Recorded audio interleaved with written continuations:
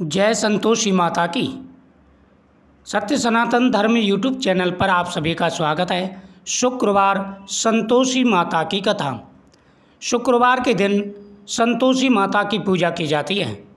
कोई भी इच्छा बोल करके आप संतोषी माता के व्रत प्रारंभ कर सकते हैं, लेकिन आपको ध्यान रखना होगा, इस व्रत के कुछ नियम होते हैं जो हम आगे कथा में बताने वाले हैं। इस कथा का श्रवण जरूर करें। इस कथा के श्रवण किए बिना कथा का पूर्ण फल प्राप्त नहीं होता, व्रत का पूर्ण फल प्राप्त नहीं होता। माता संतोषी प्रसन्न होकर के हर मनोकामना पूरी करती हैं। माता संतोषी के सामने दीपक जलाएं, हाथ में पुष्प लेकर के इस कथा का श्रवण करें। एक गांव में एक बुढ़िया रहती थी, जिसके 7 बेटे थे। 6 बेटे कमाने वाले थे और एक बेटा निकम्मा था। बुढ़िया माँ 6 पुत्रों का झूठा 7वें पुत्र को देती थी। 7वां पुत्र एक दिन अपनी पत्नी से बोला, देखो मेरी माता मुझ पर कितना प्रेम करती हैं। वह बोली, क्यों नहीं, सबका झूठा बचा हुआ तुमको खिलाती हैं। वह बोला, जब तक आँख से ना देख लूँ मान नहीं सकता। पत्नी ने हंसकर कहा, देख लोगे तब तो मानोगे। कुछ दिन बाद एक बड़ा त्योहार आया।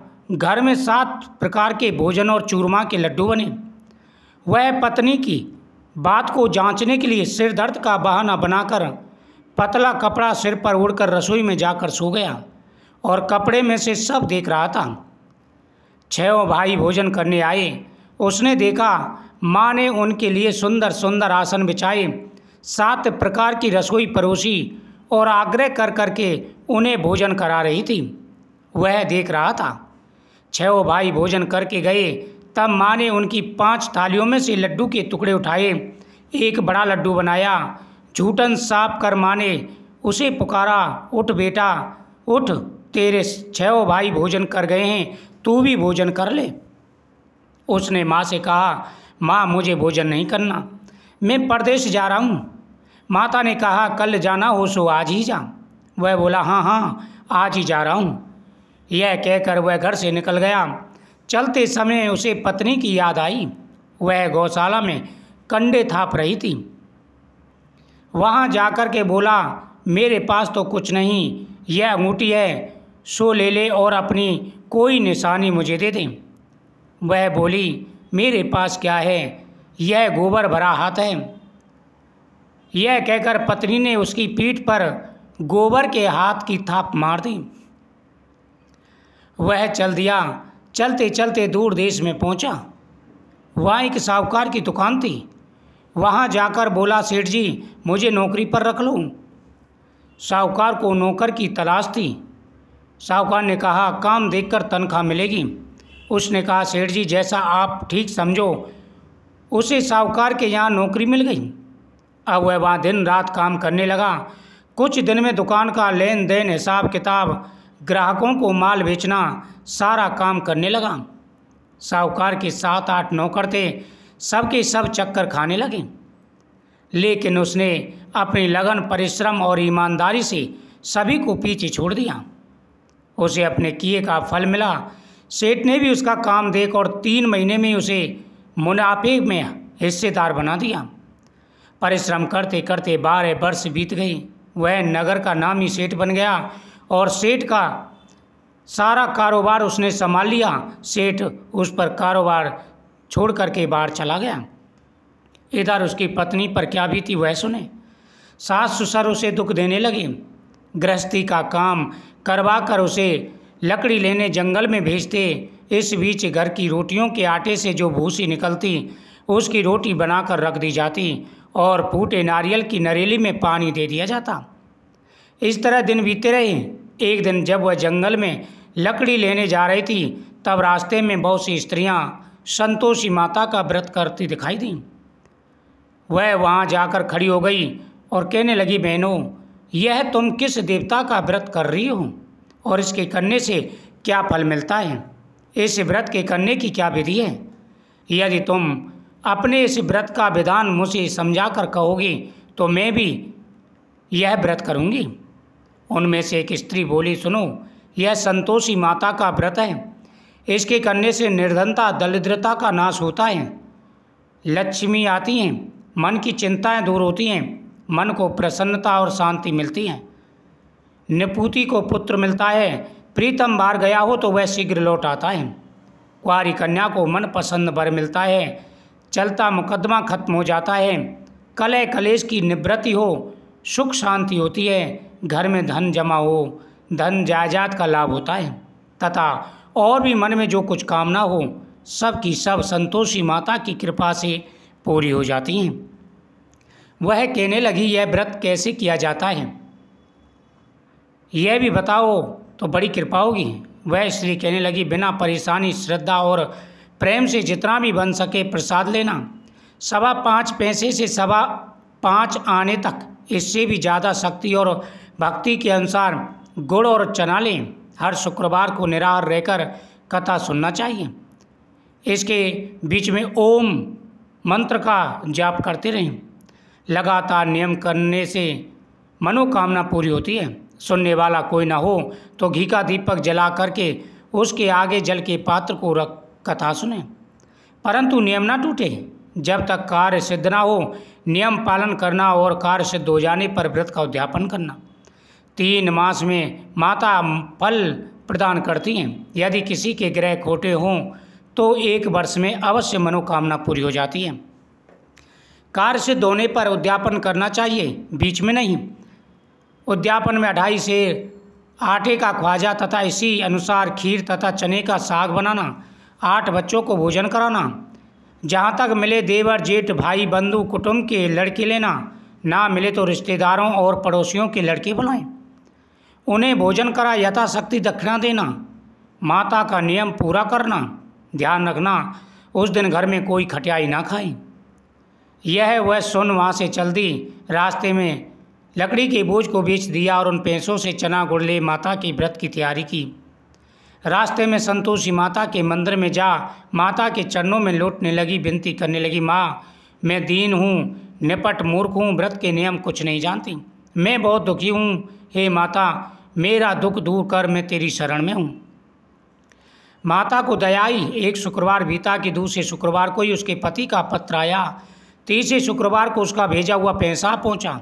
यह देखकर जेठानी मुँह सिकोड़ने लगी, इतने दिनों बाद इतना पैसा आया, इसमें क्या बड़ाई।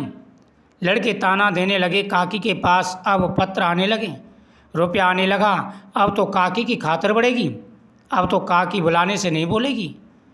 बेचारी सरलता से कहती है, भैया पत्र आमे रुपया आमे, इसमें तो सबका भला है। ऐसा कहकर आंखों में आंसू लेकर के माता के मंदिर गई और कहने लगी, माता मैंने आपसे पैसा नहीं मांगा, मुझे पैसे से क्या काम, मुझे तो अपने स्वाग से काम है, मैं तो अपने स्वामी के दर्शन और सेवा मांगती हूँ। तब माता ने प्रसन्न होकर कहा, जा बेटी तेरे स्वामी जल्दी आएगा। यह सुन खुशी से बावली हो वह घर आकर काम करने लगी। संतोषी माँ विचार करने लगी, इस भोली पुत्री से तो मैंने कह दिया तेरा पति शीघ्र आएगा, पर आएगा कहाँ से, वो तो उसे स्वप्न में भी याद नहीं करता, उसे इसकी याद दिलाने को मुझे जाना पड़ेगा। संतोषी माता ने उस बुढ़िया के बेटे को स्वप्न में समझाया, पुत्र तेरी घरवाली कष्ट उठा रही है। यह बोला, माँ हाँ माता यह तो मुझे मालूम है, पर क्या करूँ, वहाँ कैसे जाऊँ, परदेश की बात है, लेन देन का सारा हिसाब किताब है, कोई जाने का रास्ता नज़र नहीं आता, आप ही कोई रास्ता दिखाइए, कैसे जाऊँ। माँ कहने लगी, सवेरे नहा धोकर संतोषी माता का नाम ले, घी का दीपक जला, दंडवत कर दुकान पर बैठ जाना, देखते देखते लेन देन का सारा हिसाब चुक जाएगा, जमा माल बिक जाएगा, सांझ होते होते धन का ढेर लग जाएगा। वह अगले दिन सुबह बहुत जल्दी उठा। उसने अपने मित्र बंधुओं परिचितों से स्वप्न के बारे में बात की और सुनाई। वे सब कहने लगे, ये तो स्वप्न है, खिल्ली उड़ाने लगे। लेकिन उसमें एक बूढ़ा व्यक्ति था, समझदार था। वह कहने लगा, देखो भाई मेरी बात मानो, इस तरह सांच या झूठ कहने के बहाने मत देखो, देवता ने कहा है तो वैसा ही करो, इसमें तेरा क्या जाता है। बूढ़े की बात मानकर नाद होकर उसने संतोषी माता को प्रणाम किया। फिर भी घी का दीपक जलाकर दुकान पर जा बैठा। शाम तक धन का ढेर लग गया। वह हैरान हुआ, मन में संतोषी माता का नाम ले प्रसन्न हो जाने के वास्ते गहना कपड़ा सामान खरीदने लगा। सब काम से निपट अपने घर के लिए रवाना हुआ। उधर उसकी पत्नी जंगल में लकड़ी लेने गई। लौटते वक्त थक जाने के कारण संतोषी माता के मंदिर पर विश्राम करने गई। यह तो उसका रोज रुकने का स्थान था। धूल उड़ती देख उसने पूछा, हे माता, यह धूल कैसे उड़ रही है? माँ ने कहा, हे पुत्री, तेरा पति आ रहा है। अब तू ऐसा करना, लकड़ियों के 3 बोझ बना, एक नदी किनारे रख, दूसरे मेरे मंदिर पर और तीसरा अपने सिर पर रख। तेरे पति को सूखी लकड़ी देखकर मोह पैदा होगा, वह यहाँ रुकेगा, नाश्ता पानी बनाकर माँ से मिलने जाएगा। तू लकड़ी का बोझ उठाकर जाना और बीच चौक में लकड़ी डालकर 3 आवाज़ें जोर से लगाना। लो सासू जी, लकड़ियों का गट्ठा लो, भूसी की रोटी दो, नारियल के खापरे में पानी दो, आज कौन मेहमान आया है। संतोषी माता की बात सुनकर उसने वैसा ही किया। सूखी लकड़ी देख उसके पति को इच्छा हुई, वह विश्राम कर और भोजन बनाकर खा पीकर गांव चला। इधर भोजन कर विश्राम कर वह अपने गांव में आ गया। उसी समय बहू सिर पर लकड़ी का गट्ठा लिए उसने गट्ठा को आंगन में डाल दिया। जोर से 3 आवाज़ें दी, लो सासू जी, लकड़ी का गट्ठा लो, भूसी की रोटी दो, नारियल के खोपरे में पानी दो, आज कौन मेहमान आया है। यह सुनकर सास ने अपने दिए हुए कष्टों को भुलाने के लिए कहा, बहू तू ऐसा क्यों बोलती है, तेरा मालिक ही तो आया है, बैठ मीठा भात खाकर गहने कपड़े पहन। पत्नी की आवाज़ सुनकर उसका स्वामी बाहर आया और उसके हाथ में पहनी अंगूठी देखकर व्याकुल हो गया। उसने माँ से कहा, माँ यह कौन है? माँ बोली, बेटा तेरी पत्नी है, आज 12 वर्ष हो गए जब से तू गया है। सारे गांव में जानवर की तरह भटकती फिरती है, काम काज कुछ करती नहीं, 4 समय खाकर सो जाती है। अब तुझे देखकर भूसी रोटी और नारियल के खापरे में पानी मांगती है। उसने कहा, ठीक है माता, मैंने देख लिया, अब मुझे घर की चाबी दो। उसने दूसरे घर को खोलकर सारा सामान जमाया। एक दिन में वहाँ राजा के महल जैसा ठाट बाट बन गया। अब क्या था, वह सो भोगने लगी। अगला शुक्रवार उसने पति से कहा, मुझे माता का उद्यापन करना है। पति बोला, करो। वह उद्यापन की तैयारी करने लगी। जेठ के लड़कों को भोजन के लिए कहने गई। उन्होंने मंजूर किया, परंतु पीछे से जेठानी ने अपने बच्चों को सिखाया, देखो रे, भोजन के समय सब लोग खटियाई मांगना, जिससे उसका उद्यापन पूरा ना होगा। लड़के भोजन करने आए, खीर पेट भर खाई, परंतु बात याद आते कहने लगे, हमें कुछ खटियाई दे दो, खीर खाना हमें भाता नहीं है, देखकर रुचि होती है। लड़के उठकर खड़े हुए, बोले, पैसे लाओ। भोली बहू कुछ जान ना सकी, उसने पैसे दे दिए। लड़कों ने बाजार जाकर उन पैसों से इमली खा ली और माता रानी का कोप बहू पर आया। राजा के दूत उसके पति को पकड़ कर ले गए। अब सब मालूम हो जाएगा जब जेल की रोटी खाएगा। बहू से यह वचन सहन नहीं हुए। वह माता संतोषी के मंदिर गई और कहने लगी, माता तुमने क्या किया, हंसा कर क्यों रुलाया है? माता बोली, पुत्री तूने मेरा व्रत भंग किया है, इतनी जल्दी सब बातें भुला दी। वह बोली, माता भूली तो नहीं, ना कुछ अपराध किया, मुझे तो लड़कों ने भूल में डाल दिया, मुझे क्षमा करो। माँ बोली, ऐसी भूल दोबारा मत करना, यह भूल दोबारा नहीं होनी चाहिए। अब बताओ मेरे पति कब आएंगे? बहू बोली। माता बोली, पुत्री जा, तेरा पति तुझे रास्ते में आता मिलेगा। वह मंदिर से निकलकर बाहर आई तो रास्ते में उसे अपना पति आता हुआ मिला।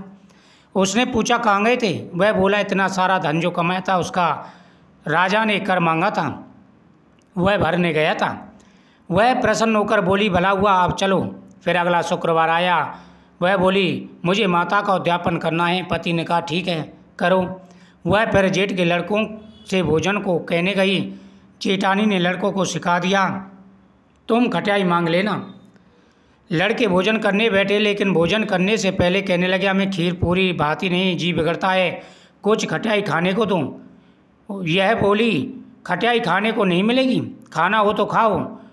उनके उठकर चले गए, सारे लड़के उठकर चले गए। उसने ब्राह्मण के लड़कों को बुलाकर भोजन कराया, दक्षिणा की जगह उन्हें एक एक फल दिया। इससे संतोषी माता प्रसन्न हो गई। संतोषी माता ने 9 महीने के बाद उसे चंद्रमा के समान पुत्र दिया। अब संतोषी माता विचार करने लगी, भोली पुत्री है, जरा इसकी परीक्षा तो लूँ। अब भयानक चेहरा बनाया, गुड़ और चने से सना मुख, ऊपर से सूंड के समान होठ, उस पर मक्खियाँ भनक रही थीं। दहलीज में पैर रखते ही उसकी सास चिल्लाई, देखो रे कोई चुड़ैल डांक के ना रही है, इसको भगाओ नहीं तो सबको खा जाएगी। बहू रोशनदान से देख रही थी, बड़ी प्रशंसा से उठी, आज मेरी माता आई हैं। दौड़ी दौड़ी गई और उनके चरणों में गिर पड़ी। सास ताने मारने लगी, देखो अपने बच्चों को छोड़ कर के किस प्रकार से इसके चरणों में पड़ी है। उसने कहा, हे माता, आपने पहचाना नहीं, ये तो मेरी वही संतोषी माता हैं। सारे परिवार वाले हाथ जोड़ करके माता से क्षमा मांगने लगे कि माता, हमने अपराध किया, हमने भूल की, उसे क्षमा करें। संतोषी माता ने उन सभी को क्षमा किया। उसके बाद सभी परिवार संतोषी माता की पूजा करने लगा। कथा सुनने के बाद में आरती करें और सभी लोगों में प्रसाद बांटें, आपकी हर मनोकामना पूरी होगी।